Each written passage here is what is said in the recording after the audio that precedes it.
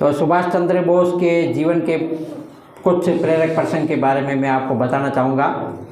सुभाष चंद्र बोस का जन्म 23 जनवरी 1897 को कटक के उड़ीसा शहर में हुआ और ये बचपन में ही बड़े तेज तर्रार बालक थे।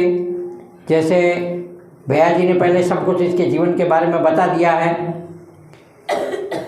उसमें एक प्रसंग आया था कि जर्मनी के जो चांसलर थे मुसोलिनी, क्या हिटलर से जब इनकी मुलाकात हुई तो दुनिया में कहते हैं कि हिटलर ने अपने बहुत सारे रूप बना के रखे थे, बहुरूपीय।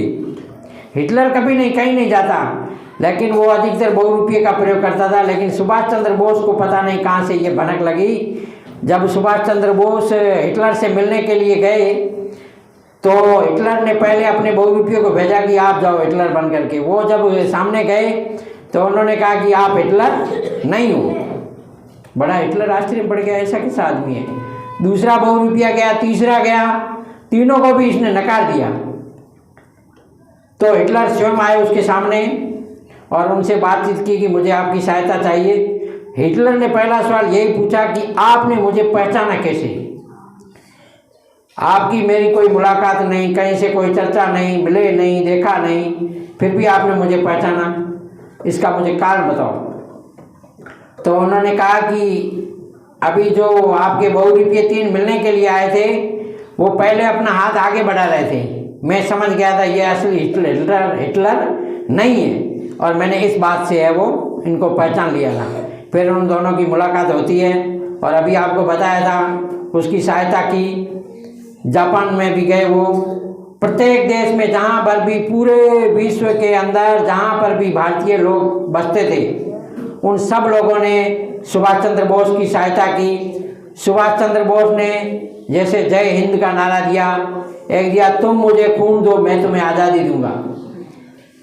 उनकी इन बातों पर हिंदुस्तान है वो एक बार उठ के खड़ा हो गया था। जो नौजवान थे जिसकी रगों में भारत का खून दौड़ता था वो इस आज़ादी की ज्वाला में कूदने के लिए तैयार थे। इन्होंने बहुत अच्छा प्रयास भी किया, सेना बनाई और आज़ादी के अंदर बहुत सारे लोगों ने हिंदुस्तान को आज़ाद कराने में अपना बलिदान दिया। लेकिन इतिहास के अंदर कुछ कमियां रही जिसके बारे में हमें खुल करके नहीं बताया गया या हम नहीं जान सके।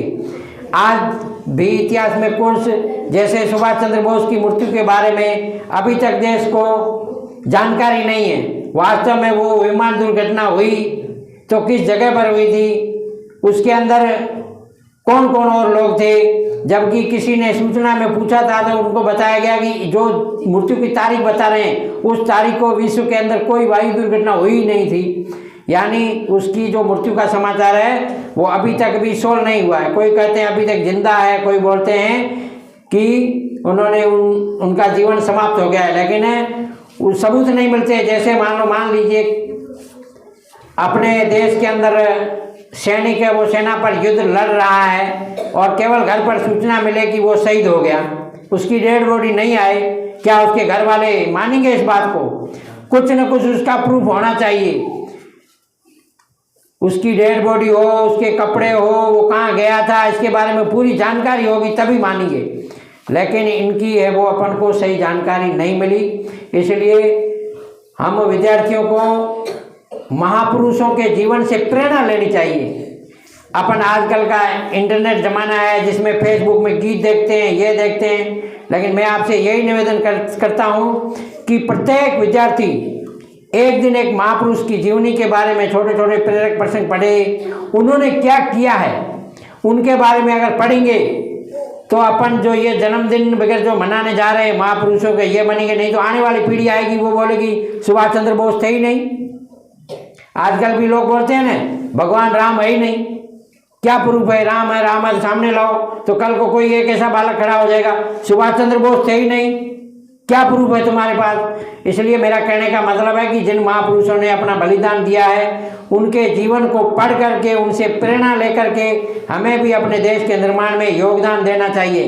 क्योंकि हम ही कल के सुभाष, गांधी, तिलक, नेहरू जो भी है वो हम ही हैं, हम में से ही बनेगा। ये जो हमारे देश का भार है वो आपके कंधों पर है।